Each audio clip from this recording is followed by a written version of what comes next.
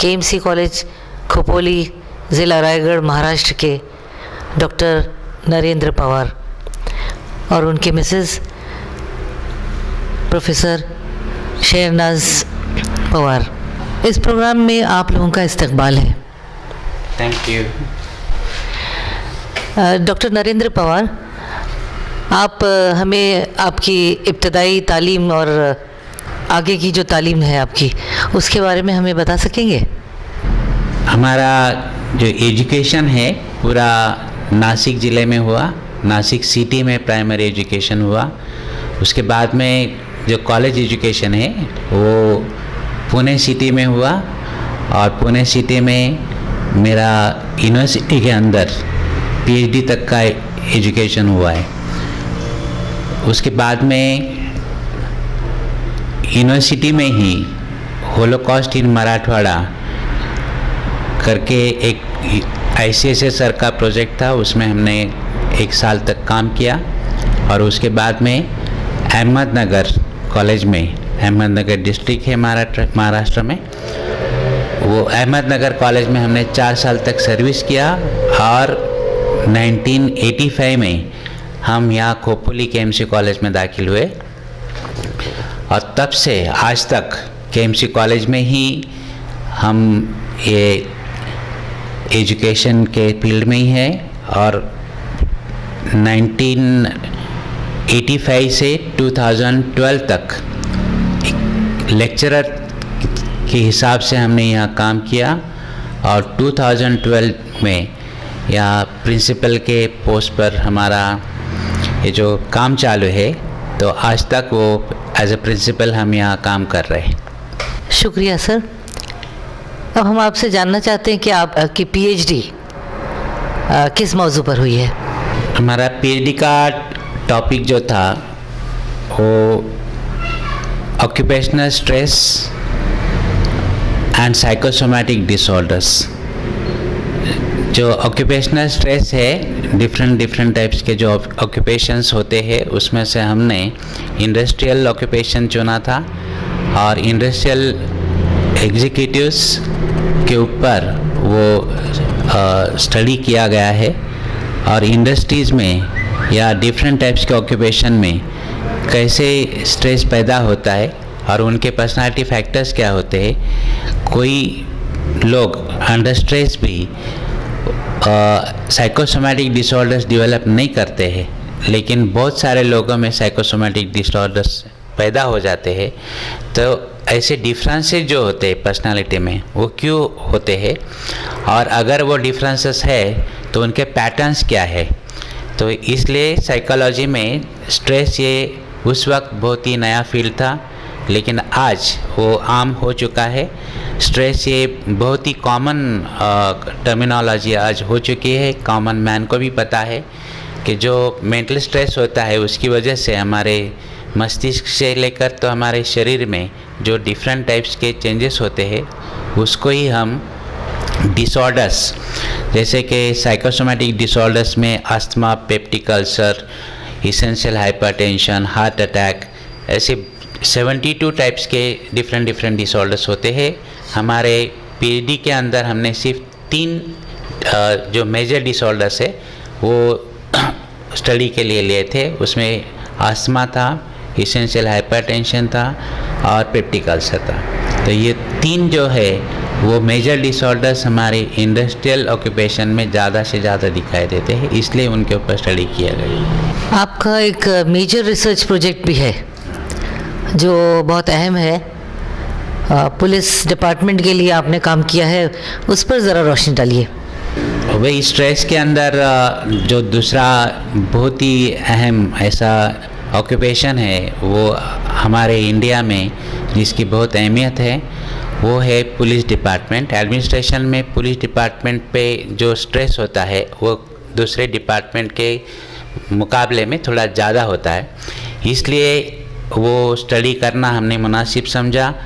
और police department में Maharashtra police के जो IPS कैडर है वो वहाँ से लेकर तो हवलदार के कैडर तक हमने सबके ऊपर वो रिसर्च का डेटा कलेक्ट करके उनका भी पर्सनालिटी पैटर्न्स स्टडी किया है ऑक्यूपेशनल स्ट्रेस, पर्सनालिटी फैक्टर्स और उनका जो कोपिंग स्ट्रैटेजीज होता है वो हमने स्टडी किया है। और जो यूजीसी का जो प्रोजेक्ट हमको सैंक्शन हुआ था वो मेजर रिसर्च प्रोजेक्ट में हमने ये यूजीसी ने हमें उसके लिए पहले 5 लाख मंजूर करवाए थे और जो उसका स्कोप बढ़ गया तो और यूजीसी ने उसके लिए 2.5 लाख एक्स्ट्रा अमाउंट सैंक्शन करवाया।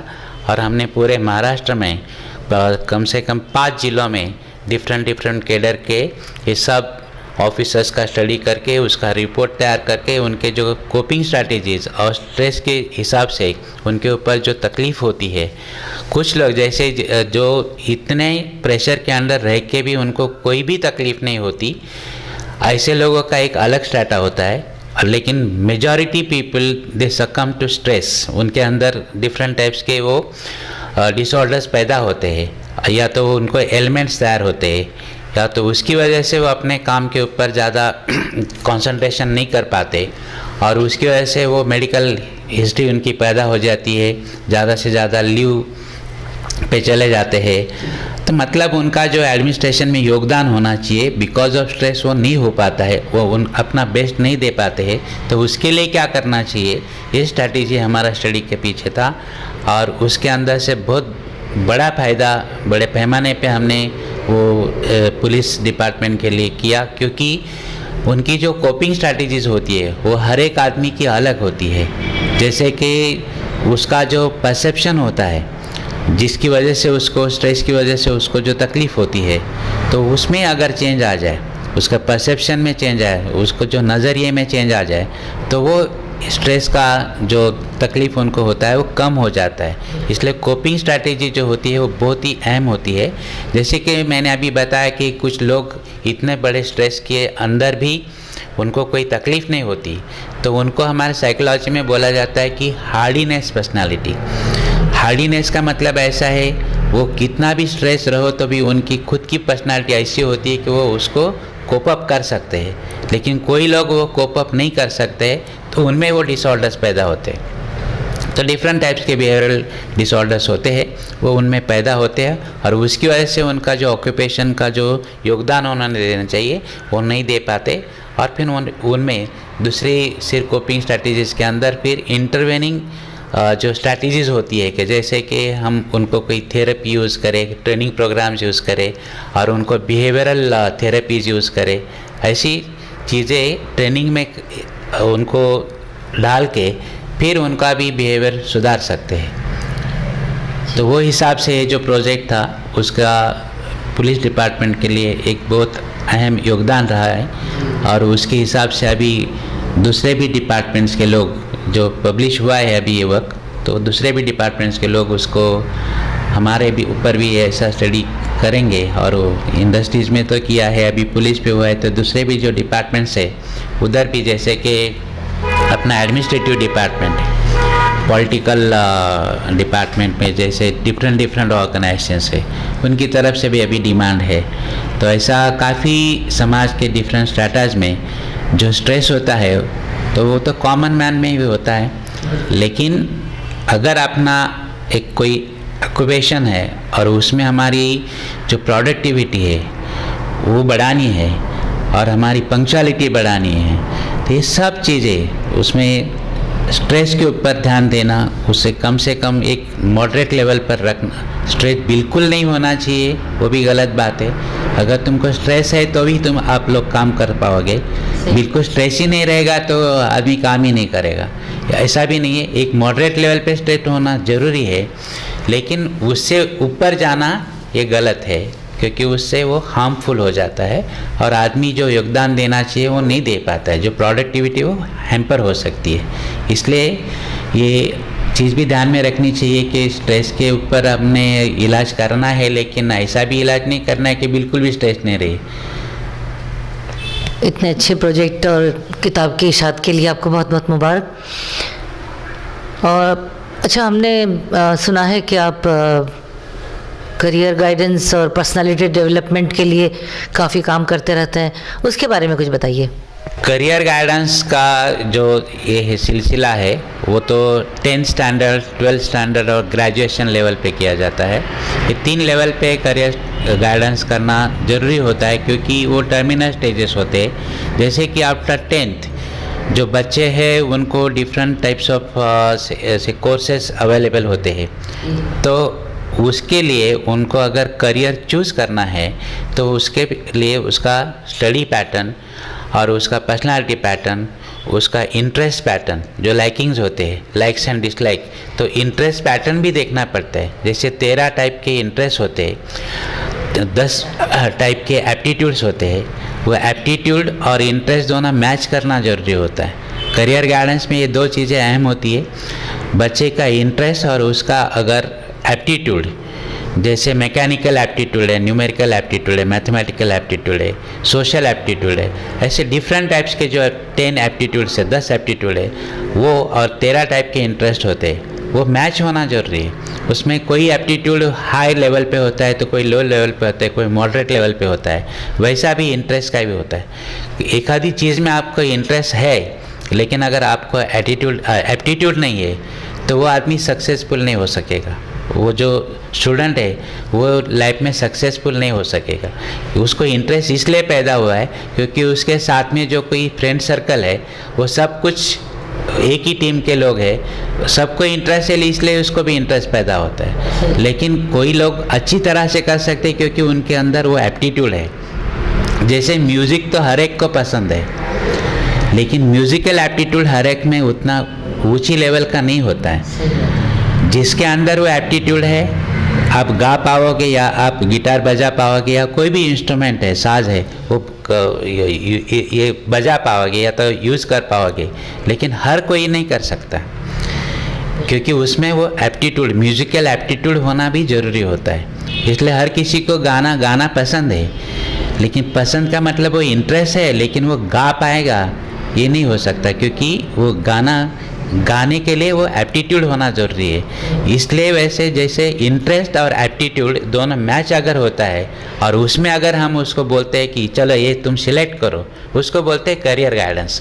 आप करियर कौन सा सिलेक्ट करना चाहिए, वो करियर सिलेक्ट करने के लिए उसको टेस्ट होते हैं, एप्टीट्यूड टेस्ट है, साइकोलॉजी के इंटरेस्ट टेस्ट है, और ऐसे वो देख के उसकी पर्सनालिटी फिर उसमें डेवलप करना ज़रूरी होता है।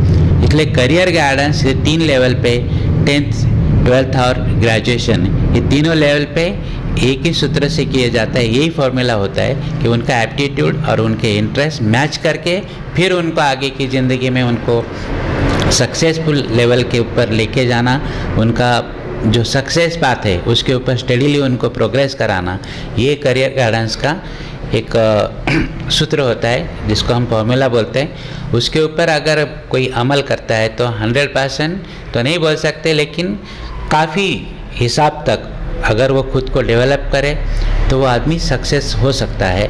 और ऐसे काफ़ी लोग हैं अपने कॉलेज में, काफ़ी बच्चे हैं जिन्होंने जो करियर चूज़ किया है, आज काफ़ी बड़े बड़े पोस्ट पे उन लोग हैं।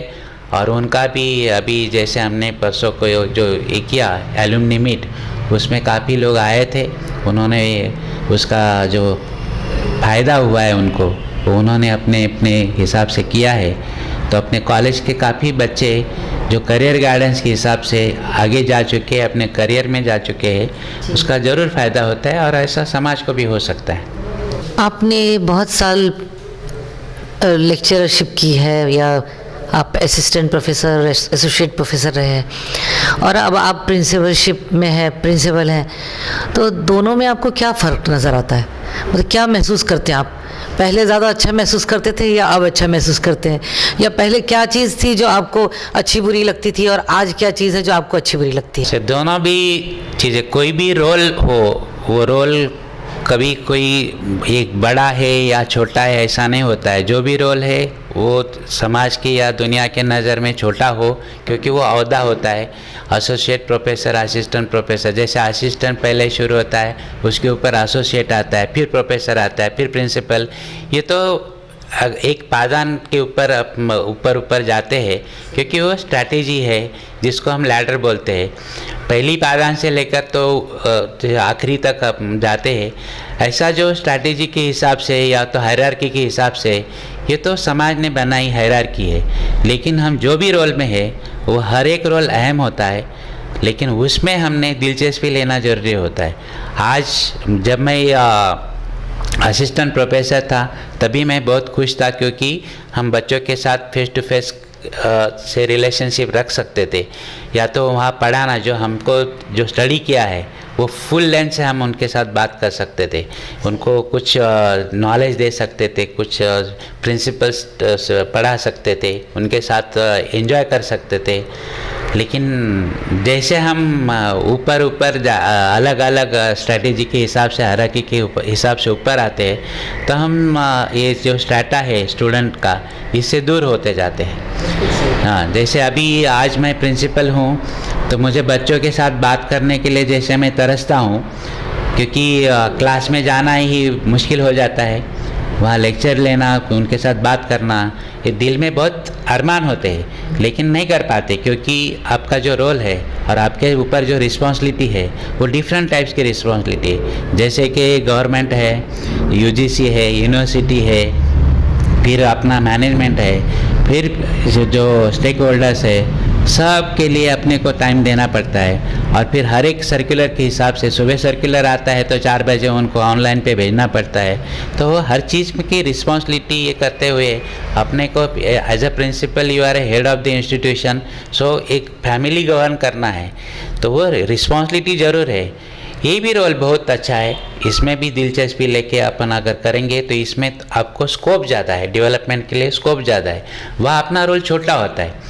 जैसे कि हम प्रोफेसर है तो प्रोफेसर के हिसाब से अपना एक क्लासरूम होता है, क्लासरूम के हिसाब से अपने को काम करना पड़ता है और उतना क्लासरूम के हिसाब से ही अपने को रहना पड़ता है। लेकिन as a principal whole college is under you, और आपके अंडर सब कुछ चलता है, आपको सबको गवर्न करना पड़ता है, सबको गाइड करना पड़ता है, सबको समझना पड़ता है। जैसे हम किसी को बोलते हैं तो किसी को सुनना भी पड़ता है, और ये सुनने और सुनाने का सिलसिला अगर अच्छी तरह से चले तो आपके हिसाब से कॉलेज बहुत ऊपर जाता है। आपने देखा है, जैसे मैंने चार्ज लिया था 2012 में, उसके 6 महीने बाद इमीडिएटली हमने आप सबके साथ मिलके अपने कॉलेज को यूनिवर्सिटी का बेस्ट कॉलेज अवार्ड अपने लाया। ये कोई एक दिन की बात नहीं होती है। आज अपना 35 साल का जो हिस्ट्री है उसमें आप सब लोगों का, जितने भी स्टेक होल्डर्स है, सबका योगदान है, और उसकी वजह से मैं कर पाया। इसका मतलब ये प्रिंसिपल कर पाया नहीं है, एक सिर्फ एक गाइड होता है, एक गाइड होता है। और प्रिंसिपल का रोल है कि ही इज़ से फर्स्ट अमंग द इक्वल्स। हम सब इक्वल है, लेकिन प्रिंसिपल एक फर्स्ट है। ये लाइन में हम खड़े हैं, एक प्रिंसिपल फर्स्ट है, इसका मतलब ये नहीं कि बहुत सुपेरियर है। ये इक्वल्स में उसको सबको साथ लेके चलना ज़रूरी होता है, और अगर वैसा करते हैं तो हम डेफिनेटली ये ऑर्गेनाइजेशन को ऊपर लेके जा सकते हैं। जैसे कि हम देख रहे पिछले 3 सालों में हमने अपने कॉलेज को काफ़ी योगदान देके अपना स्ट्रैटा बढ़ाया, स्ट्रैटेजी के हिसाब से ऊपर लेके गए, नाम कमाया समाज में। आज लोग बोलते हैं कि या केएमसी कॉलेज कुछ तो चीज़ है करके। आपको 3 बड़े अवार्ड्स मिले हैं, उनके बारे में कुछ बताइए। लास्ट 3 सालों से लगातार मुझे कुछ अवार्ड्स मिल चुके हैं। जैसे कि पहले अवार्ड मिला था वो था बेस्ट अवार्ड इन द से एजुकेशन, वो भी दिल्ली का था। और दूसरा अवार्ड मिला था कि राजीव गांधी सद्भावना अवार्ड, वो भी मैंने जो अपना जो योगदान दिया है पुलिस डिपार्टमेंट को, उसके हिसाब से उन्होंने जो ये किया था। तो जो भी ऑर्गेनाइजेशन से बायोडाटा लेते हैं और वो अपना जो इवैल्यूएशन करते हैं, अपना जो योगदान आज तक का एजुकेशन में है, समाज के प्रति है, उसका जो बायोडाटा लेके उसके ऊपर से वो करके इवैल्यूएशन करके फिर अपने को इंटरव्यू के लिए बुला लेते हैं। और वहाँ भी जैसे अभी सवाल आप पूछे जा रहे वैसे सवाल पूछते अपना इवैल्यूएशन करके फिर वो अवार्ड्स दिया जाता है। तो ऐसा राजीव गांधी अवार्ड मिला था। उसके बाद पे इंदिरा गांधी सद्भावना अवार्ड मिला, और वो भी ऐसे ही एजुकेशन के अंदर जो भी काम किया है। अभी कॉलेज के अंदर जैसे मैं प्रिंसिपल के पद पे हूँ, तो प्रिंसिपल के हिसाब से जैसे 3 साल में जो भी काम किए हैं, हमने एनएसएस के थ्रू काफ़ी प्रोजेक्ट्स किए हैं। एनसीसी का अपना नेशनल लेवल तक का भी गया है। केएमसी कॉलेज से आज तक कोई भी छात्रा नेशनल लेवल तो क्या स्टेट लेवल को भी नहीं गया था। आज हमारे काफ़ी बच्चे आउट ऑफ 55 37 बच्चों को सी सर्टिफिकेट मिला है और 40 बच्चों को बी सर्टिफिकेट मिला है। मतलब ये एक अलग बात है कि जो हमारी एक प्रिंसिपल के हिसाब से हम जो चीज़ों में बच्चों को जो योगदान दे रहे हैं, उनको अलग अलग हिसाब से उनसे कोई चीज़ें करा रहे हैं, तो वो हिसाब से दुनिया देखती है और आपकी सराहना करना चाहती है, इसलिए अवार्ड दिए जाते हैं। वो एक मोटिवेशन है। तो इसी चीज़ को देखते हुए अभी 2 महीने पहले जैसे हमको मदर टेरेसा अवार्ड मिला। ऐसे 2-3 अवार्ड है जो कि नेशनल लेवल के अवार्ड है। राजीव गांधी सद्भावना अवार्ड, इंदिरा गांधी सद्भावना अवार्ड और मदर टेरेसा अवार्ड, ऐसे 3 अवार्ड मिले हैं। तो सब अपना एजुकेशन में जो योगदान दिया, एजुकेशन के प्रति जो दिलचस्पी है और उसका समाज के लिए जो फ़ायदा है, उसके हिसाब से ये 3 अवार्ड मिले हुए। ये 3 अवार्ड आपको और आपके कॉलेज, आपके मैनेजमेंट को, आपकी खोपोली को बहुत मुबारक हो। अच्छा, आप साइकोलॉजी से हैं, तो अभी चूँकि आप नए प्रिंसिपल ही हुए हैं, अभी आपके मन में कुछ ऐसे ख्याल ज़रूर होंगे, ऐसे आइडिया ज़रूर होंगे कि आपके साइकोलॉजी की नॉलेज का कुछ हमारे बच्चों को या हमारे टीचिंग नॉन टीचिंग स्टाफ को उनको बदलने में, उनके इम्प्रूवमेंट के लिए आपके दिल में कुछ आइडियाज़ होंगे। हम चाहते हैं वो आप हमारे साथ शेयर करें। जैसे साइकोलॉजी, जिसको हम नफ्सियत भी वर्ड यूज़ करते हैं, नफ्सियात वर्ड करते हैं, तो नफ्सियात का मतलब जैसे हमको जहाँ भी ह्यूमन बीइंग है वहाँ साइकोलॉजी है। क्योंकि साइकोलॉजी ये जो साइंस है वो आदमी का सिर्फ मस्तिष्क नहीं, तो आदमी के पूरा जहन तक जाता है और पूरी उसकी पर्सनालिटी का स्टडी करता है। सिर्फ स्टडी तक ही ये सीमित नहीं रहना चाहिए। उसका जितना ज़्यादा से ज़्यादा आदमी के लिए, समाज के लिए यूज़ होगा, उसका इस्तेमाल होगा, तो उसका ज़रूर सबको, सिर्फ हमारे साइकोलॉजी के टीचर्स को नहीं या स्टूडेंट्स को नहीं, तो समाज में हर एक शख्सियत को उसका फ़ायदा होना ज़रूरी है। इसलिए ये जो सब्जेक्ट है ये 4 दीवारों तक सीमित नहीं रहना चाहिए। उसका समाज को, हर एक शख्स को उसका फ़ायदा होना चाहिए। उसके हिसाब से अभी जो हमारे टीचर्स है, हमारे जो छात्रा है, उनको सिलेबस में बहुत सारी चीज़ें दी जाती है। साइकोलॉजी में ऐसा है कि हमारा जो सिलेबस है वो दूसरे सब्जेक्ट्स के हिसाब से जल्दी उसका अपडेट किया जाता है। जैसे दूसरे सब्जेक्ट्स में 3 साल बाद अपडेट होता है, हमारा हर एक महीने में जो रिसर्च पेपर्स आते हैं उसके हिसाब से हर एक साल में उसका अपडेट किया जाता है। तो सिलेबस अपडेट करना बहुत ज़रूरी होता है साइकोलॉजी में, क्योंकि रिसर्च बहुत बड़े पैमाने पे चलता है और हमारे स्टूडेंट्स को उसको अपडेट करना ज़रूरी होता है। क्योंकि नहीं तो आप अपडेट नहीं करोगे तो अपना नॉलेज जो है वो ओल्ड होते जाता है। तो उससे हिसाब से हमें अपडेट करना चाहिए। और दूसरी बात तो ये है कि जैसे कभी काफ़ी पुरानी हो चुकी है, लेकिन आम जनता के लिए वो नई संकल्पना है, उसको NLP बोलते हैं। NLP का मतलब है न्यूरो लिंग्विस्टिक प्रोग्रामिंग। उसका हमारे टीचर्स के लिए और स्टूडेंट्स के लिए बहुत फ़ायदा हो सकता है। एक इंडिविजुअल और ग्रुप दोनों के लिए उसका फ़ायदा होता है। इंडिविजुअल को भी फ़ायदा होता है और ग्रुप में भी उसका ट्रेनिंग दिया जा सकता है, क्योंकि न्यूरो लिंग्विस्टिक प्रोग्रामिंग ये ऐसी बात है कि जो हम न्यूरोलॉजी मतलब हमारा जो मस्तिष्क है, और लिंग्विस्टिक का मतलब है हमारी भाषा, और ये मस्तिष्क और लैंग्वेज ये दोनों का अगर प्रोग्रामिंग किया जाए, जैसे कंप्यूटर प्रोग्राम बोलते हैं हम, एक प्रोग्राम अगर बनवाया तो वो उसके हिसाब से चलता है और जिस चीज़ के लिए वो प्रोग्राम बनाया है वो चीज़ वो करता है। वैसा ये न्यूरो लिंग्विस्टिक प्रोग्रामिंग होता है। वो प्रोग्राम के अंदर अगर आपको वो चीज़ें पढ़ाई जाए, सिखाई जाए, उसको ट्रेन किया जाए, तो आदमी जो चीज़ नहीं कर पाता है वो भी कर सकता है। क्योंकि बहुत सारी चीज़ें ऐसी है कि आप में पोटेंशियल होता है, लेकिन आपको कैसा करना है, क्या करना है, ये पता नहीं होता।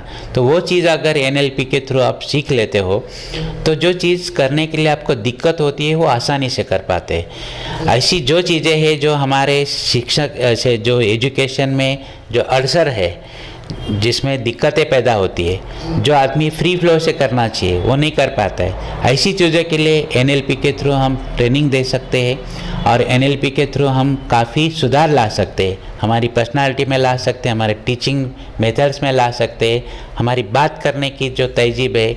और सिर्फ पढ़ाना यही अपना फ़र्ज़ नहीं होता है, आदमी के दिल को छू जाना और स्टूडेंट का कंसंट्रेशन पकड़ के रखना, ये चीज़ें टीचर के लिए बहुत ही अहमियत रखती है। क्योंकि टीचर सिर्फ क्लास में जाता है और बच्चे अगर बाहर देखते हैं तो वो काम नहीं है। टीचर जो पढ़ा रहा है उसके ऊपर बच्चों ने गौर करना चाहिए, और उसके लिए अगर वो पढ़ाने का उसका तरीका बदल दे, पढ़ाने का उसका लैंग्वेज के हिसाब से लैंग्वेज बदल दे, तो क्योंकि लैंग्वेज तो हर किसी को आती है, लेकिन एक अच्छी लैंग्वेज, पॉजिटिव लैंग्वेज और दिल को छू लेने वाली बात अगर कोई करता है तो जो नहीं सुनना चाहता है वो भी सुनना चाहता है।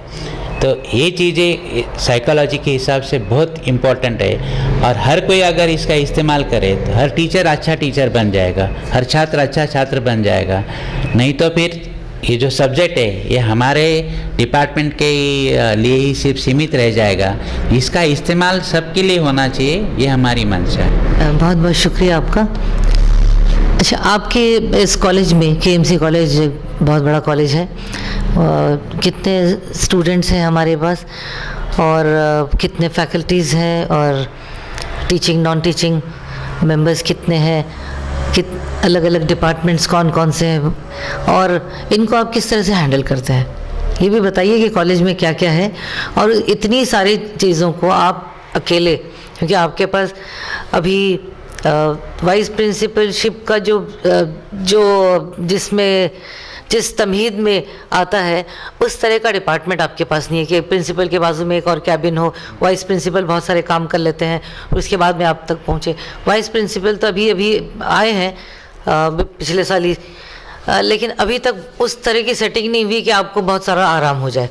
तो कैसे आप करते हैं, क्या क्या है यहाँ और कैसे आप मैनेज करते हैं, ये बताइए। हमारे पास 3 फैकल्टी है। फर्स्ट ईयर से लेकर तो MSc MCom तक के कोर्सेज चलते हैं। आर्ट्स साइंस और कॉमर्स के BA BCom BSc, और कॉमर्स में MCom और साइंस में MSc है। MSc सिर्फ 2 सब्जेक्ट में है, जैसे कि इनऑर्गेनिक और ऑर्गेनिक केमिस्ट्री के डिपार्टमेंट है, और कंप्यूटर साइंस में MSc है।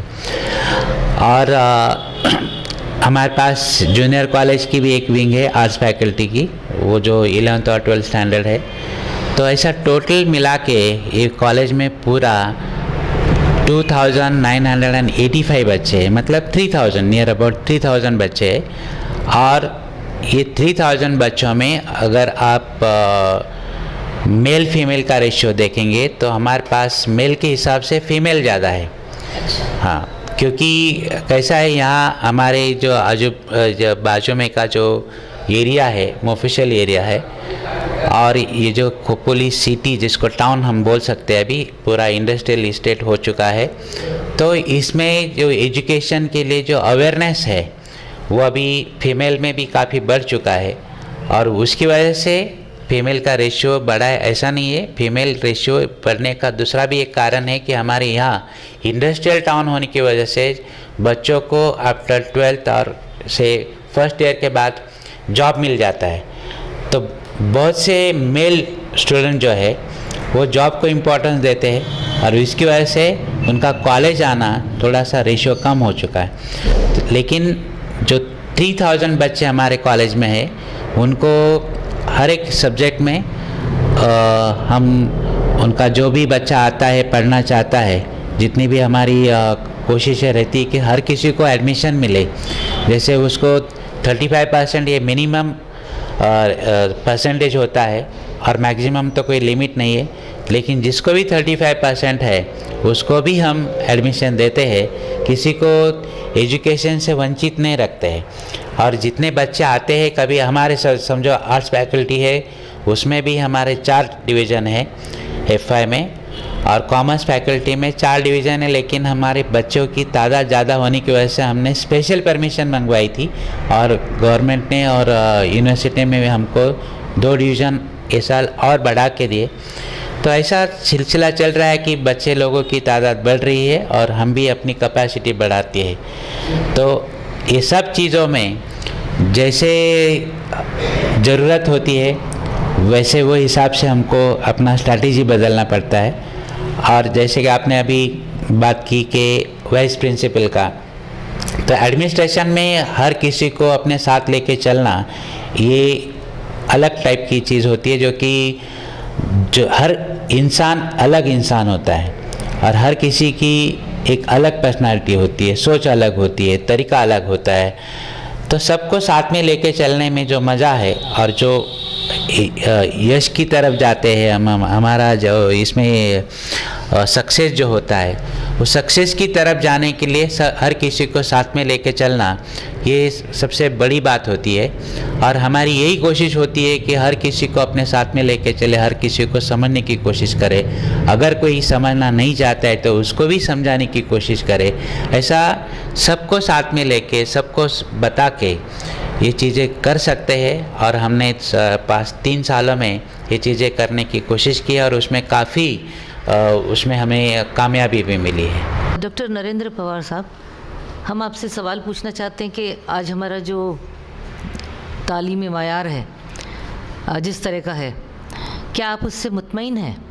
पूरी तरह तो नहीं हूँ, क्योंकि जो वर्ल्ड का सिनेरियो अगर देखा जाए एजुकेशन का, तो हम बहुत सारी चीज़ों में पीछे हैं। और अपने आज भी जो कन्वेंशनल कोर्सेज चल रहे हैं, जैसे आर्ट्स, साइंस और कॉमर्स, ये कन्वेंशनल कोर्सेज है, उसमें चेंजेस होना बहुत ज़रूरी है। क्योंकि वर्ल्ड में वोकेशन के हिसाब से ट्रेनिंग दिया जाता है। अगर आप वेस्टर्न एजुकेशन देखेंगे तो वेस्टर्न एजुकेशन में थ्योरी कम और प्रैक्टिकल ज़्यादा होता है। वैसे हमारे यहाँ अलग चीज़ है, हमारे यहाँ थ्योरी ज़्यादा है और प्रैक्टिकल कम होता है ये कन्वेंशनल कोर्सेस में। इसलिए हमारे एजुकेशन में ये तब्दीली आना ज़रूरी है, क्योंकि हमारी समाज में या तो इंडस्ट्री में या तो कॉमर्स में कौन सी चीज़ों की ज़रूरत है, कौन से स्किल्स की ज़रूरत है, इसलिए स्किल बेस्ड एजुकेशन आना ज़रूरी है। हमारे समाज में या तो हमारे प्रोडक्टिविटी में हमारे बच्चों से या तो हमारे छात्रों से कौन सी चीज़ों की ज़रूरत है, जिसकी ज़रूरत वो छात्र को भी है एज अ सिटीज़न और समाज को भी है। तो वैसे स्किल डेवलपमेंट या तो स्किल बेस्ड एजुकेशन होना ज़रूरी है, जिसको हम वोकेशनल एजुकेशन भी बोल सकते हैं, जहाँ के डिफरेंट वोकेशंस का एजुकेशन दिया जाएगा, ट्रेनिंग दिया जाएगा।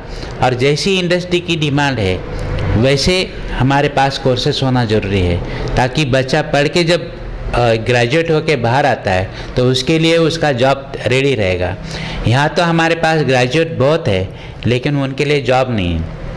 इसीलिए अनएम्प्लॉयबिलिटी का जो समस्या है वो उसका कारण है कि हम एजुकेशन तो ले रहे हैं लेकिन उनके लिए कोई मार्केट नहीं पैदा कर रहे। इसलिए जैसी डिमांड होती है वैसा हम प्रोडक्शन करते हैं। अगर वैसा ही सूत्र अगर हम एजुकेशन में ही लाएँ, जैसे डिमांड और प्रोडक्ट की प्रोडक्टिविटी का, तो प्रमाण जैसा इसमें हम इंडस्ट्री में लाते, वैसा अगर एजुकेशन में भी वही फॉर्मूला यूज़ किया जाए, जो डिमांड है उसके हिसाब से एजुकेशन को फ्रेम किया जाएगा, तो काफ़ी हद तक हम अलग हिसाब से एजुकेशन में डिफरेंट एरिया पे आएंगे। और वर्ल्ड में जो ट्रेंड्स है वो ट्रेंड्स हमने इंडिया में जल्दी से जल्दी अडॉप्ट करना ज़रूरी है, क्योंकि हम आज भी वो कन्वेंशनल कोर्सेस में जो भी ब्रिटिश से पॉलिसी थी, वो ब्रिटिश पॉलिसी आज भी हम फॉलो कर रहे हैं, उसमें तब्दीली आना ज़रूरी है। और मैं ये नहीं कहूँगा कि इमीडिएटली करना चाहिए, लेकिन धीरे धीरे क्यों ना हो, लेकिन उसमें चेंजेस होना ज़रूरी है। डॉक्टर साहब, आप ज़रा खोपोली का लोकेशन हमें बता सकेंगे? खोपोली जो टाउन है ये एग्जैक्टली सेंटर ऑफ मुंबई और Pune, 78 kilometres from Pune and 78 kilometres from Mumbai, ऐसा ये मिडिल पॉइंट है। और कुछ साल पहले जैसे कि 80s में एक बहुत ही छोटा विलेज था, लेकिन आज ये एक इंडस्ट्रियल टाउन बन चुका है। इसका जो इंडस्ट्रियल ग्रोथ है, जो डेवलपमेंट है, ये बहुत ही फास्ट हुआ और उसकी वजह से यहाँ का पॉपुलेशन भी उसी हिसाब से बढ़ते गया। और खोपोली का इम्पोर्टेंस एजुकेशन के हिसाब से और इंडस्ट्री के हिसाब से आज एक अहम प्लेस बन चुका है। हम देखेंगे तो आज एशिया के मैप पे भी खोपोली आपको दिखाई देता है, क्योंकि यहाँ की जो इंडस्ट्रीज है, जैसे सबसे बड़ा प्रोजेक्ट है जो टाटा हाइड्रो पावर, तो वो है।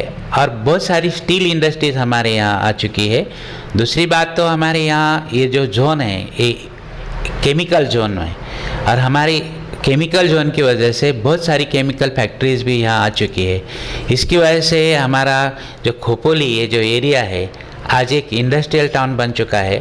और दुनिया के हिसाब से, कॉमर्स के हिसाब से एक खोपोली की तरफ लोगों की जो नज़र है वो एक अलग हिसाब से, क्योंकि यहाँ बहुत सारी बड़ी बड़ी कंपनीज आ चुकी है और उसकी वजह से खोपोली का इम्पोर्टेंस कुछ 10 सालों में बहुत बड़े पैमाने पे बढ़ चुका है। प्रिंसिपल साहब, आपके मशागिल क्या है? मतलब आपके हॉबीज़ क्या हैं, आपके शौक़ क्या हैं? क्या आप उनको पूरा करने के लिए वक्त देते हैं या नहीं दे पाते? वैसे तो शुरुआत से मैं एक स्पोर्ट्समैन रह चुका हूँ और मेरी कुछ स्पोर्ट्स में दिलचस्पी थी बचपन से, लेकिन जैसे जैसे मैं कॉलेज की तरफ बढ़ा तो कॉलेज में मैं वॉलीबॉल और कबड्डी ये खेल चुका हूँ, लेकिन उसमें इतनी दिलचस्पी नहीं थी। सिर्फ बच्चों के साथ, मेरे कोई फ्रेंड्स के साथ जाता था तो खेल सकता था, लेकिन बाद में मेरे पे कुछ संस्कार हुए और उसमें मुझे कराटे उस वक्त बहुत एक अहम ये बन चुका था, गेम बन चुका था। और मुझे कॉलेज में वो कराटे पढ़ने का एक शौक़ पैदा हुआ और उसके बाद में मैंने कराटे का ट्रेनिंग लिया और 3rd डिग्री ब्लैक बेल्ट का मैंने कराटे का ट्रेनिंग लिया। उसके बाद में उसी में मैं ज़्यादा दिलचस्पी लिया गेम के हिसाब से। इसके अलावा जब मैं 1985 में खोपोली में आया, उसके पहले 1981 से 1985 तक मैं अहमदनगर कॉलेज में था। वहाँ मुझे जो कलीग्स मिले जो मुझसे काफ़ी सीनियर थे, उनके साथ रह के मुझे जो सीखने को मिला, जो सीख मिली है, उन लोगों ने मुझे जो तहजीब सिखाई, वो एक अहम चीज़ है जो जिसकी वजह से मेरी ज़िंदगी के ऊपर, मेरी पर्सनालिटी के ऊपर बड़े पैमाने में उसका असर हुआ है और उसकी वजह से मेरी पूरी शख्सियत बदल गई। वो ये कि जैसे मेरे पे जो संस्कार थे वो हिंदू संस्कार थे, लेकिन अहमदनगर सिटी में जैसे ही मैं दाखिल हुआ, वहाँ मेरा ताल्लुकात काफ़ी मुस्लिम टीचरों से आया और उनको एक घर में जाना, उनके साथ रहना, उनका रहन सहन, उनकी तहजीब, वो सब चीज़ें मैं खुद महसूस की, मैंने खुद ने देखा और वो चीज़ आज भी मेरे जहन में है, आज भी हमारे ताल्लुकात है। और उसकी वजह से मुझे उर्दू में और हिंदी में दिलचस्पी पैदा हुई और उसकी वजह से काफ़ी चीज़ें मैं जो सीख पाया और आज भी मैं सीखता हूँ। तो आज मुझे शेर व शायरी का शौक़ है, मुझे गज़ल पढ़ना पसंद है और ये चीज़ों का मैं मेरे टीचिंग में भी काफ़ी हद तक इस्तेमाल किया हूँ, क्योंकि हमारा सब्जेक्ट जो साइकोलॉजी है, तो हर गज़ल में साइकोलॉजी होती है, हर लफ्ज़ में साइकोलॉजी होती है, तो वो पढ़ाने में आसानी जाती है और बच्चों को समझाने में आसानी जाती है। इसकी वजह से मेरा वो शौक़ और बढ़ते गया और आज भी वो बरकरार है। इसलिए मेरी ज़्यादा से ज़्यादा दिलचस्पी गज़लों में या तो नॉवेल्स में, क्योंकि मैं साइकोलॉजी से जो भी था, लेकिन जैसे खुशनसीबी से मेरी वाइफ, उनका जो when she was doing her MA, तो उनको 2 नॉवेल थे, तो वो दोनों नावल का साइकोलॉजिकल जो एनालिसिस था, psychological analysis of the novels, वो नोट्स फ्रॉम अंडरग्राउंड, और दूसरा एक नावल था क्या वो नताशा, तो ऐसे 2 नावल थे, वो दोनों का एनालिसिस मैंने उस वक्त किया था। तो उसके बाद में कि नावल का भी साइकोलॉजिकल एनालिसिस करना पड़ता है और करना चाहिए, ये चीज़ें मुझे वहाँ सीखने को मिली अहमदनगर में। और उसके बाद में मेरा ये जो साइकोलॉजी का इस्तेमाल करने का तरीका बदल गया, और आज भी मैं हर किसी को एक किताब के हिसाब से देखता हूँ और वो पढ़ना चाहता हूँ और पढ़ लेता हूँ। तो वो हिसाब से मुझे जो उर्दू और हिंदी की दिलचस्पी ने बहुत कुछ सीखने को मिला। शुक्रिया। आप वक्तन फ़वक्तन या शेर सुनाते रहते हैं, हम चाहते हैं आप कोई शेर इस वक्त हमें सुनाए। मैं खुद तो कई शायर नहीं हूँ, लेकिन जो अभी के बहुत उम्दा शायर है जैसे कुमार विश्वास, उनका एक शेर है, वो सुनाते रहते हैं। मैंने भी कहीं यूट्यूब पे या कहीं सुना हुआ है। तो मोहब्बत एक एहसासों की अजीब सी कहानी है, मोहब्बत एक एहसासों की अजीब सी कहानी है। कभी कबीरा दीवाना था, कभी मीरा दीवानी है। मोहब्बत एक एहसासों की अजीब सी कहानी है, कभी कबीरा दीवाना था, कभी मीरा दीवानी है। यहाँ लोग कहते हैं मेरी आँखों में आंसू है, यहाँ लोग कहते हैं मेरी आँखों में आंसू है। जो तू समझे तो मोती है, जो ना समझे तो पानी है। दूसरा एक शेर है, मुझे शायर तो पता नहीं, लेकिन शेर बहुत अच्छा है और मुझे बहुत भाता है। बहुत सी बार मैं मेरे लेक्चर्स में भी उसका इस्तेमाल कर लेता हूँ। खलू से दिल से हो सजदा तो उस सजदे से क्या कहने, खलू से दिल से हो सजदा तो उस सजदे के क्या कहने। वही काबा सरक आया जहाँ हमने जबी रख दी। एक सवाल मैं आपकी ज़ाती ज़िंदगी के बारे में पूछना चाहती हूँ कि आप माहिर नफ्सियात हैं और बहुत सारे लोग अपनी ज़िंदगी में बहुत आगे बढ़ जाते हैं, लेकिन घर को कहीं पर वो पीछे छोड़ देते हैं या उसकी तरफ ध्यान नहीं देते, घर नेगलेक्ट हो जाता है। तो आप अपनी बेगम प्रोफेसर शहनाज पवार और अपनी बेटी प्रीति, इन दोनों के साथ में आप किस तरह से अपनी ज़िंदगी की खुशियाँ जो है वो अपनी फैमिली में कैसे तलाश करते हैं, इसके बारे में बताइए। मेरे वाइफ के बारे में तो हम तो पहले से हम फ्रेंड्स थे, हम कलीग्स थे, क्योंकि जब मैं अहमदनगर में दाखिल हुआ तो वो साल वो एमए कर रही थी, दूसरे साल में उसका एमए कंप्लीट हो गया और she also became a professor over there. तो हम साथ में कलीग हो गए और 4 साल हम कलीग रहने के बाद फिर हम एक दूसरे से जुड़ गए। 85 में हम यहाँ दाखिल हुए, मैं पहले आया, ये बाद में आई, और फिर हमारी सितंबर में शादी हो गई। और जब से हम आज तक हस्बैंड वाइफ कम और से फ्रेंड ज़्यादा है, इसलिए पहले से हम शादी से पहले से हम एक दूसरे को जानते थे। और उसको भी जो दिलचस्पी है वो हिंदी उर्दू की शायरी की, और मुझसे भी ज़्यादा उनको गीत गाने की जो दिलचस्पी है वो हमेशा मुझे सुनाती रहती है और गीत गाते रहती है। दूसरी बात तो हमारा जो ताल्लुकात आया वो हम कलीग ज़रूर थे, लेकिन वो ड्रामा में एक्टिंग में दिलचस्पी रखते थे, तो उसकी वजह से हम साथ में आए।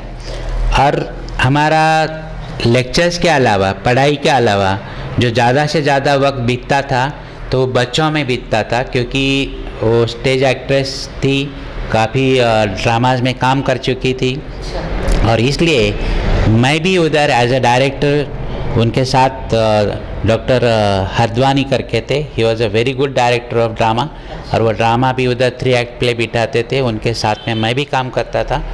और ऐसी जो दोनों की जो दिलचस्पी है, जो इंटरेस्ट है, वो मैच होते थे।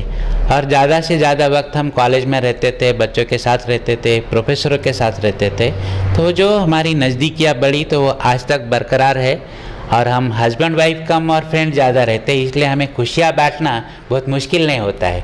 और अगर कभी कोई तकरार रही भी तो हम एक दूसरे को समझ लेते हैं, और उससे वो जल्दी समझ जाते हैं। हम दोनों समझ जाते हैं, मैं भी समझ जाता हूँ, वो भी समझ जाती है। खुशी का बहाना नहीं बेटी। हाँ, और हमारी बेटी है, वो अभी एक MNC में काम करती है, प्रीति नाम है उसका।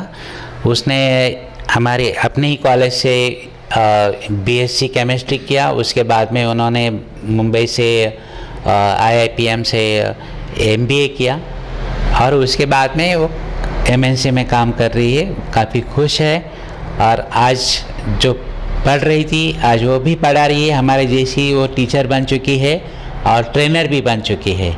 वो भी NLP ट्रेनिंग प्रोग्राम में उसके टीचर्स का सहयोग देती है, खुद भी पढ़ रही है और ट्रेनिंग भी दे रही है। तो वो हिसाब से हम we are very happy in the family.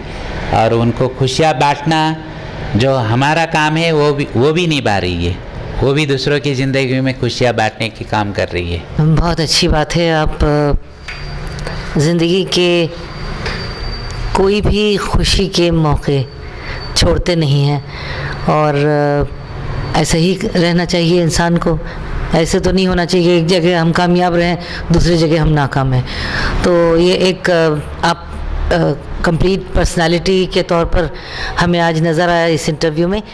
अब मैं प्रोफेसर मिसेस शहनाज पवार साहिबा से मैं पूछना चाहती हूँ कि वो कैसे महसूस करती हैं अपने इस रिश्ते में, अपने घर बार को संभालने में, बीवी के तौर पर, माँ के तौर पर, टीचर के तौर पर। किस तरह से आप अपने आप को कहाँ महसूस करती हैं, किस जगह? जैसा अभी इन्होंने प्यार के बारे में एक शेर कहा, वैसे ही है कि खुशी ढूंढनी नहीं पड़ती, कोई ऐसा कारण नहीं चाहिए कि खुश होने के लिए कुछ किसी ने कुछ तोहफा दिया तभी हम खुश होते हैं। तो जैसे कहते हैं ना कि कौन कहता है कि मोहब्बत की जुबां होती है, कौन कहता है कि मोहब्बत की जुबां होती है, ये हकीकत तो निगाहों से बयां होती है। तो इसीलिए हर वक्त इंसान खुद अंदर से ही खुश होना बहुत ज़रूरी है, और इसके लिए इंसान ने एक ब्रॉड पर्सपेक्टिव जिसको बोलते हैं वो रखना बहुत ज़रूरी है। जैसे हम दोनों करीब आए तो पहले ये टीचर थे, मैं तो उस समय स्टूडेंट ही थी, लेकिन हम लोग कभी ऐसे एक टीचर और एक स्टूडेंट बोल के नहीं, फ्रेंड्स बोल के ही एक दूसरे के साथ डिस्कस करते थे। उस समय हमारे कॉलेज में काफ़ी यंगस्टर्स ज़्यादा थे टीचर्स के तौर पे, और मुझे एक टीचर बोल के मेरी जो मैडम थी, जो हेड ऑफ द डिपार्टमेंट थे, उनका मुझ पर काफ़ी भरोसा था कि मैं MA करते समय ही उन्होंने मुझे BA के TYBA के ही बच्चों को पढ़ाने के लिए कोई टॉपिक दे देना। कभी कभी डर लगता था कि हम कर पाएंगे या नहीं, लेकिन मैडम बोलती थी मुझे पता नहीं, ये तो प्रिपेयर करने का और जाकर बच्चों को सिखाने का। और इस तरह से उन्होंने बार बार ट्रेनिंग दी, और एक उन्होंने इंग्लिश कल्चरल प्रोग्राम करके शुरू किया था। वो सिर्फ इंग्लिश के लिए ही उतना मुखातिब था कि जो बच्चों को इंग्लिश में इंटरेस्ट है वो बच्चों ने ड्रामास करना चाहिए, डांस, सिंगिंग वगैरह। तो उसका पूरा ज़िम्मा मुझ पर सौंप देती थी कि हर दिन दोपहर में आके, शाम को आके ये बच्चों के पास से करा के लेने का। उस समय हम काफ़ी नज़दीक आए, एक दूसरे से एक हेल्प लेते थे, एक दूसरे से पूछते थे, बार बार कुछ चेंजेस रहे तो हम वो करते थे। और इस तरह से लाइकिंग्स और हमारे वेवलेंथ जो है वो काफ़ी हमारे मिलते जुलते थे। इसलिए हम सोचा कि एक लाइफ पार्टनर कैसा होना चाहिए कि जो हमको समझ सके, जो हर सिचुएशन में अपने साथ जो खड़ा हो सके और जो हमें हर वक्त सपोर्ट करे और हमें मदद कर सके। तो फिर इंसान को और बाहर किसी से हेल्प लेने की ज़रूरत महसूस नहीं होनी चाहिए। दूसरा मतलब कितने भी वो बिजी रहे, कभी कभी लेट भी आते हैं, मुझे भी कहते हैं मैं 10 मिनट में घर पहुंचूंगा, लेकिन मुझे पता है कि 10 मिनट में वो नहीं आ सकते, because I know he is pressed for time. काफ़ी उनको भी करना पड़ता है, इसलिए काफ़ी साल उन्होंने भी बाहर भी उनको कई बार ऑफर्स आए, लेकिन तब बच्चा भी छोटा था। उन्होंने घर के तरफ काफ़ी ध्यान दिया, हम दोनों को उन्होंने फर्स्ट प्रायोरिटी दी, इसलिए एक हस्बैंड बोल के वो काफ़ी अच्छे हैं। और समझदारी उनमें जो है वो शायद कोई और लाइफ पार्टनर ना भी दे सकता था। मेरी बेटी ने भी काफ़ी हेल्प किया है। बहुत बहुत शुक्रिया। और आपने एक बहुत खूबसूरत शेर हमें सुनाया, एक शेर ही काफ़ी। आप अपना क्वालिफ़िकेशन जो है, अपनी तालीमी काबिलियत जो है, उसके बारे में बताइए। मेरा जन्म वैसे नगर में ही हुआ है, अहमदनगर में। मेरा पूरा एजुकेशन केजी से 10th तक मैं सेक्रेड हार्ट कॉन्वेंट स्कूल में ही पढ़ी हूँ। उसके बाद मैंने 1 साल साइंस किया था चांद सुल्ताना स्कूल में, उनके पास जूनियर कॉलेज है, वहाँ मैंने साइंस किया।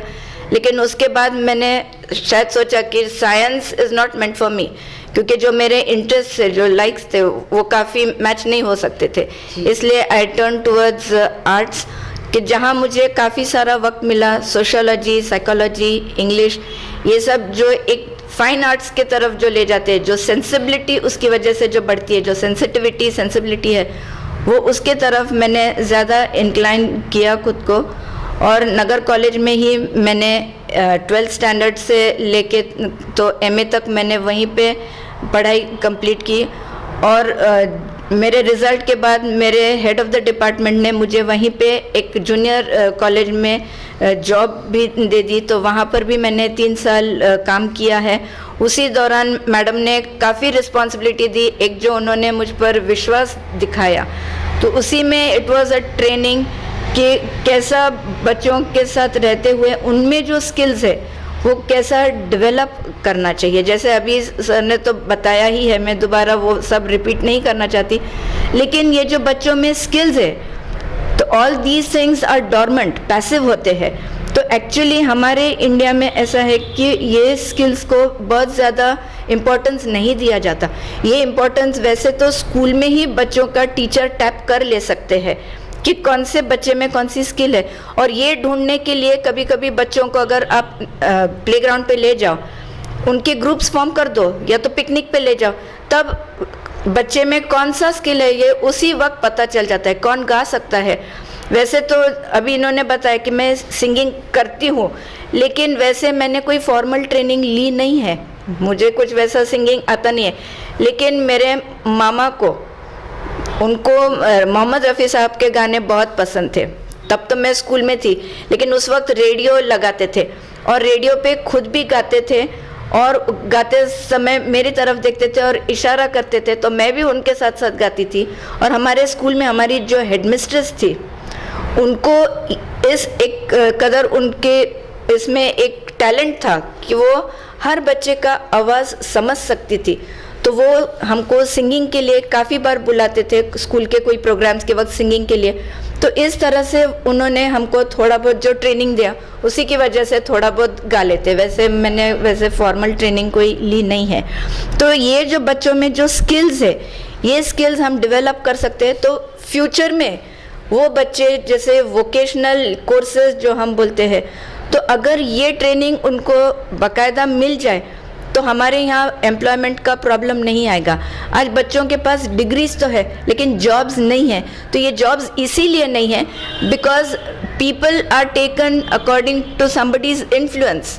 कोई वशीले से आ जाता है, कोई कैसे आ जाता है, या तो फिर कभी कभी ऐसा होता है कि they have wrong people for the post, ऐसा हो जाता है। So then they can not do justice towards the job, ऐसी बात है। इसीलिए हमारे यहाँ ज़्यादा प्रोग्रेस नहीं हो पा रहा है। उसका कारण ही यह है।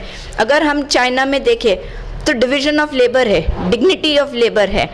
अमेरिका में भी देखो कि वहाँ सर्वेंट वगैरह कोई नहीं है, वहाँ पे हर कोई अपना काम खुद करता है। हमारे यहाँ हमको कमीपना लगता है, झाड़ू मारने बोलेगा तो बोलेगा नहीं ये मैं क्यों करूँ, ये मैं नहीं कर सकता है। तो इसलिए ये जो सब चीज़ें हैं ये हमने दिमाग से निकाल देना चाहिए। ये हमने बच्चों को पढ़ाते समय ही सिखाना चाहिए कि कोई काम बड़ा या छोटा नहीं है, और बच्चों का ये जो आउटलुक है ये बदलने का बहुत सही समय है। क्योंकि आज हम बोलते हैं कि बच्चों में वैल्यूज़ नहीं है, बच्चे सही राह पर नहीं चल रहे, लेकिन उनको राह दिखाने का काम भी तो टीचर ही कर सकते।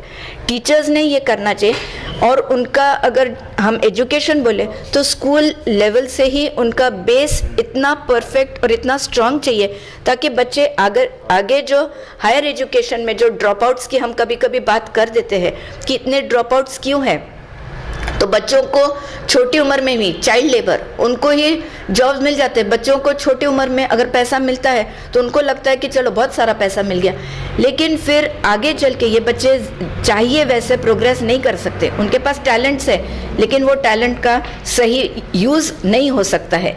इसलिए हमारा इंडिया आज भी डेवलपिंग ही है, डेवलप्ड हम न जाने कब ये लफ्ज़ इस्तेमाल करेंगे।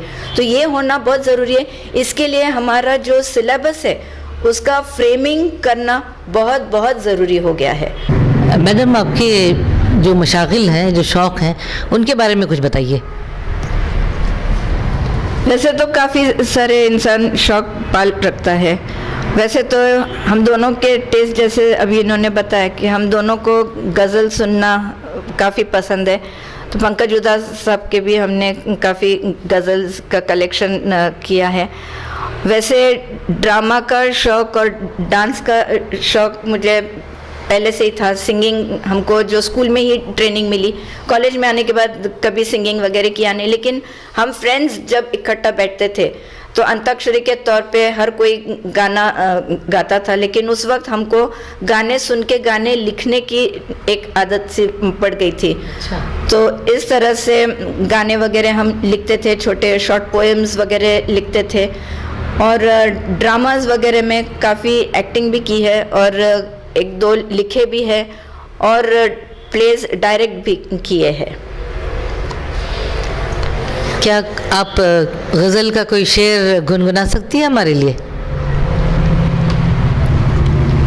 वैसे तो फिर अगर गाना ही है तो फिर मैं मोहम्मद रफ़ी साहब का ही गाना पसंद कर सकती हूँ। जी जी, सुनाइए। इशारों इशारों में दिल लेने वाले, बताए हुनर तूने सीखा कहाँ से, निगाहों निगाहों में जादू चलाना, मेरी जान सीखा है तुमने कहाँ से।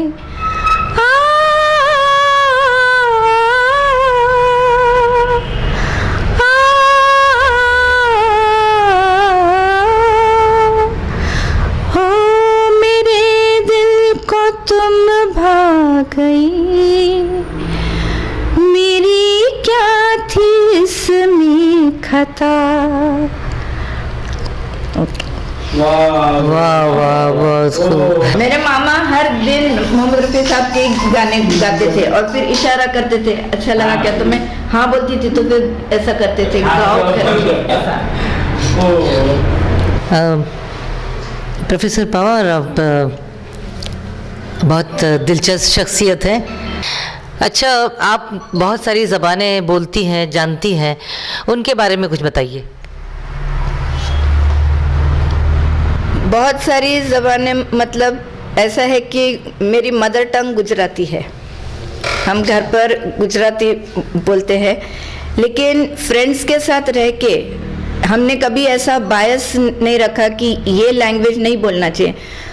अगर किसी इंसान के नज़दीक जाना हो, अगर उस इंसान को समझना है या उसने हमें अच्छे से समझना चाहिए, हमारे जो ख्यालात है वो अगर हमें पहुंचाना है तो उसके साथ उसी की ज़बान में बात करो तो वो ज़्यादा अच्छे से हमें समझ पा सकते हैं, और जो इस चीज़ की हमें एक एक्सपेक्टेशन होती है वो हमें शायद बहुत अच्छे से मिल सकता है। अगर वो इंसान हमारी लैंग्वेज या भाषा जैसे हम कहते हैं वो नहीं समझ पाए तो वो इंसान हमें अच्छे से रेसिप्रोकेट नहीं कर पाता है। इसलिए अगर हम उसकी ही ज़बान में बात कर दे तो शायद हमें उसका रिज़ल्ट काफ़ी अच्छा मिल सकता है।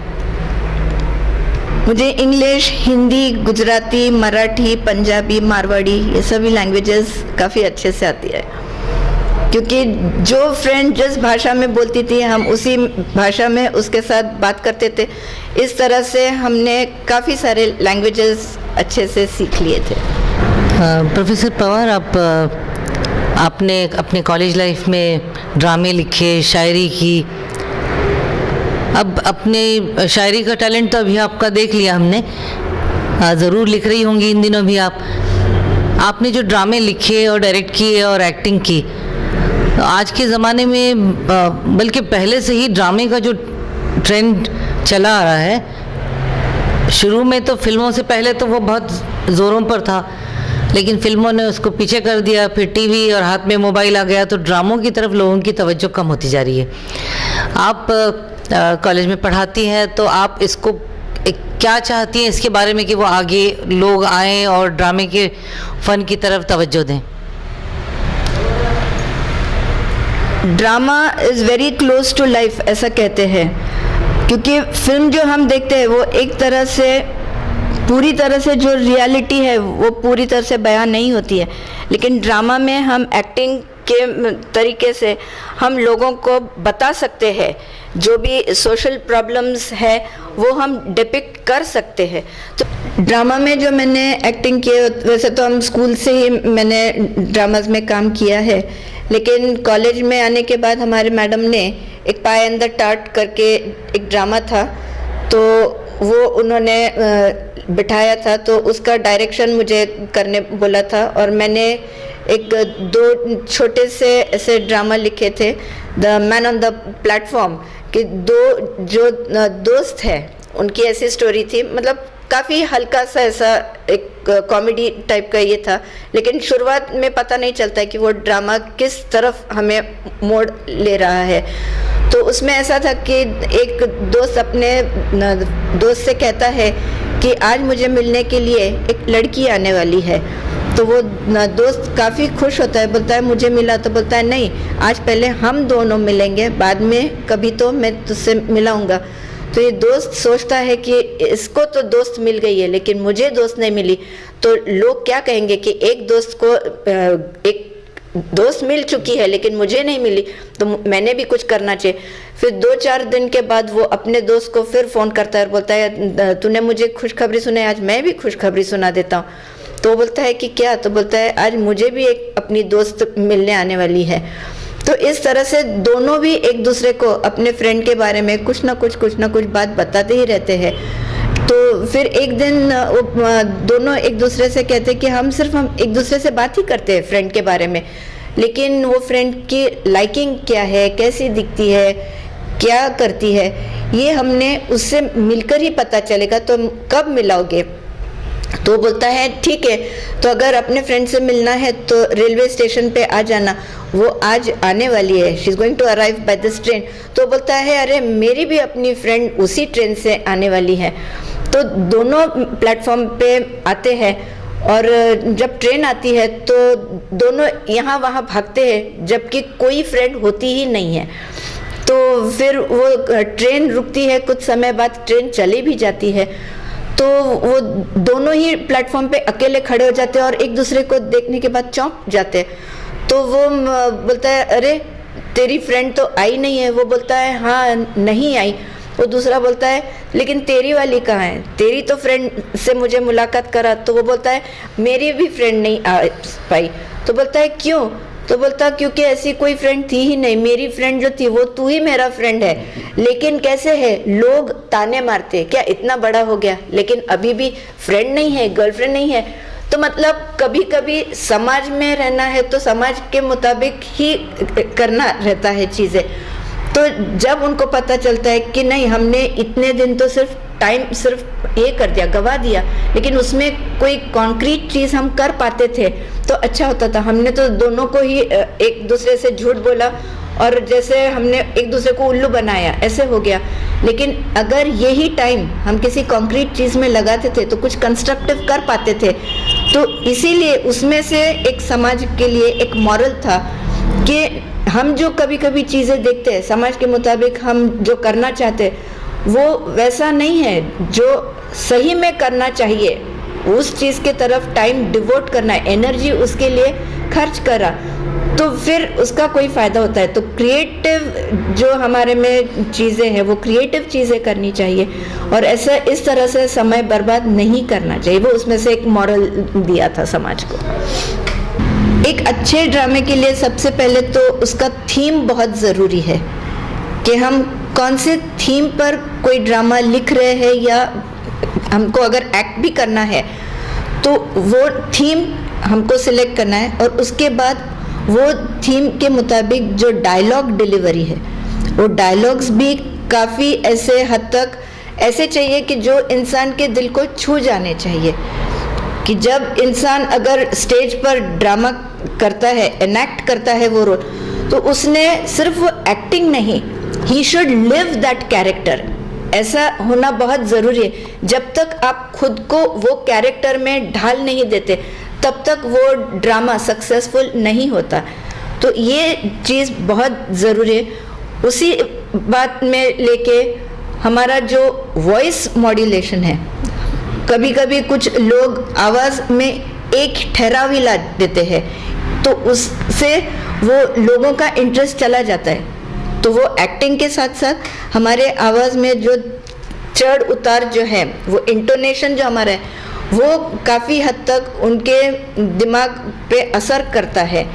तो ये सब चीज़ें काफ़ी ज़रूरी होती है। लेकिन आज लोगों का जो इंटरेस्ट हट गया है ड्रामा से, क्योंकि लोगों को ड्रामा में जैसे फिल्मों में ये जो आइटम डांसेस दिखाते या जो वायलेंस दिखाते वैसे ड्रामा में दिखता नहीं है।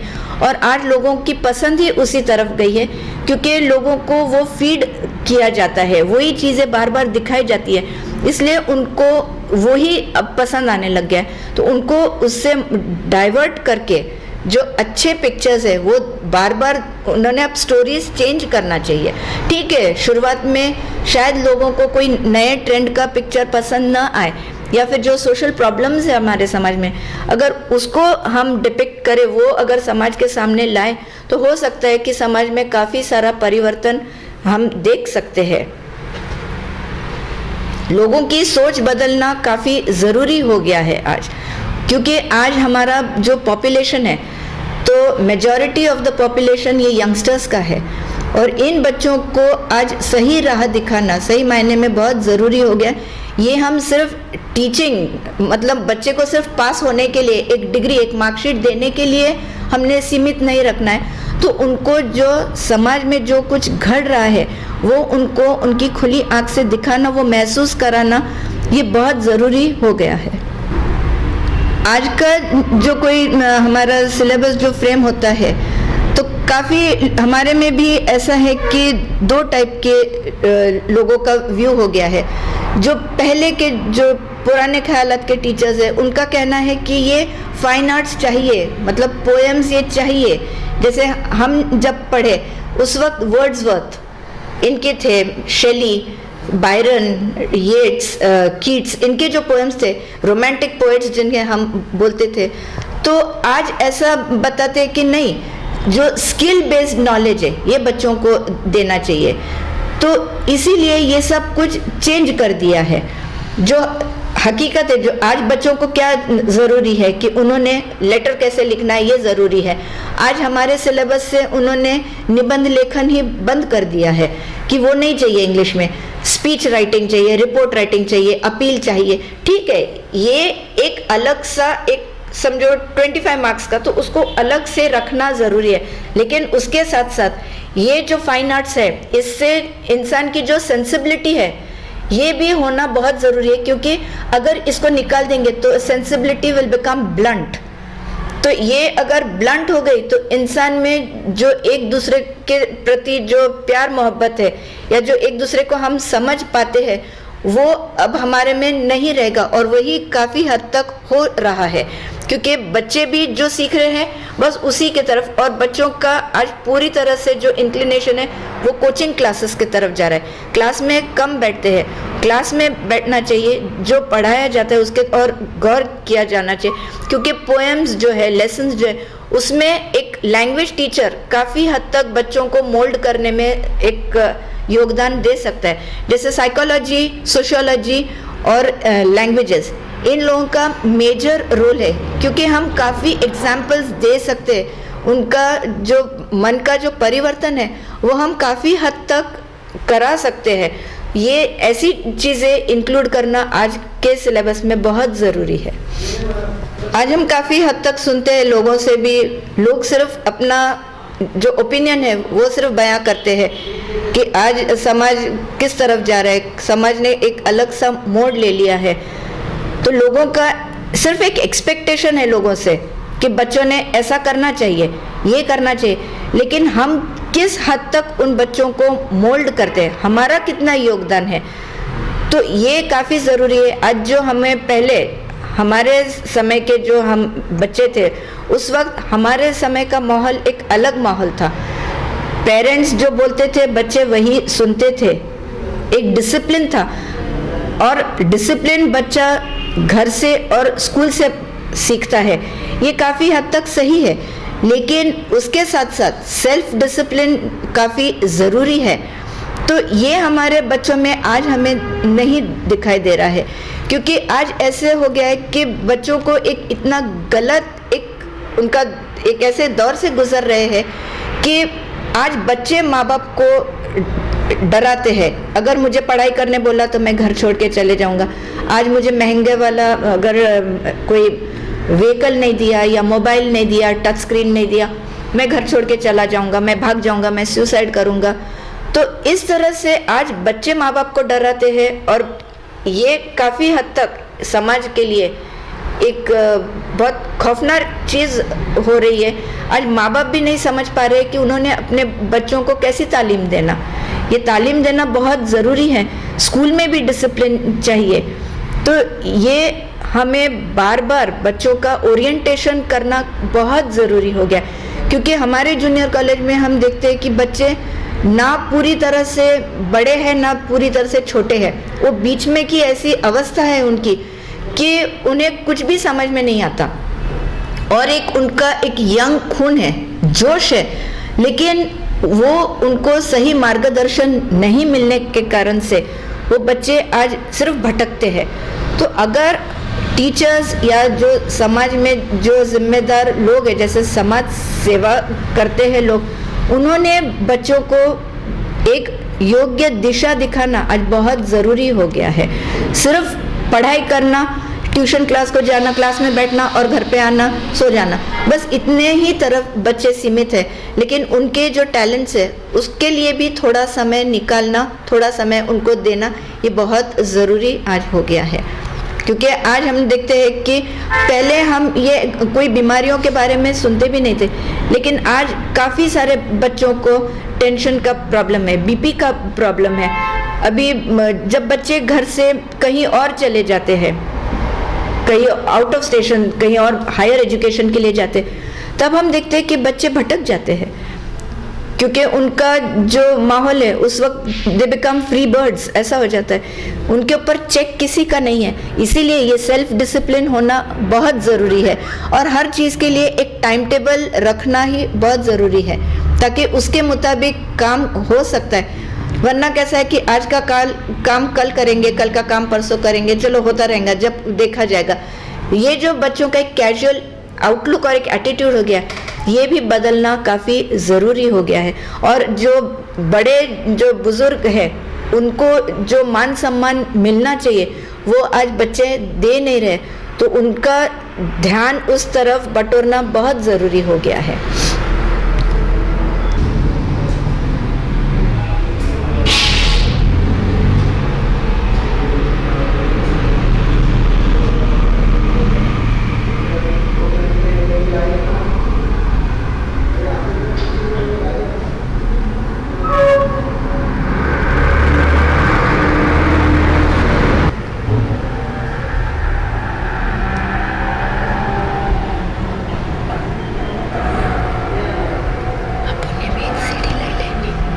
इसीलिए अपने भी आपसे कहा, अपने भी इसीलिए कल से चल रहा था उसका, हमारा इंटरव्यू दिखाएंगे उधर, का आलोचना चैनल ये चैनल पे दिखाएंगे। आज हमें आपके चैनल पे बुलाकर हमारा जो आपने इंटरव्यू लिया है उसके लिए हम दोनों आपके वसीला चैनल के काफ़ी शुक्रगुजार हैं। Thank you very much. Thank you sir. Principal doctor Narendra Pawar साहब और प्रोफेसर शहनाज पवार मैडम, आप दोनों का बहुत शुक्रिया। आप लोगों ने वसीला टीवी चैनल को वक्त दिया और हमारे नाजरीन को इससे बहुत बहुत फ़ायदा होगा। हम लोगों को पूरी उम्मीद है। एक माहिर नफ्सियात के साथ आज बातचीत हुई और एक बहुत समझदार और खुश मिजाज प्रोफेसर से भी मुलाकात हुई और इन दोनों के कॉम्बिनेशन से हमें उम्मीद क्या है, हम देख ही रहे हैं कि एक बहुत अच्छा माहौल तैयार हो रहा है। इसके लिए हम आपको भी मुबारकबाद देते हैं और वसीला चैनल की तरफ से आपका शुक्रिया अदा करते हैं। शुक्रिया। Thank you.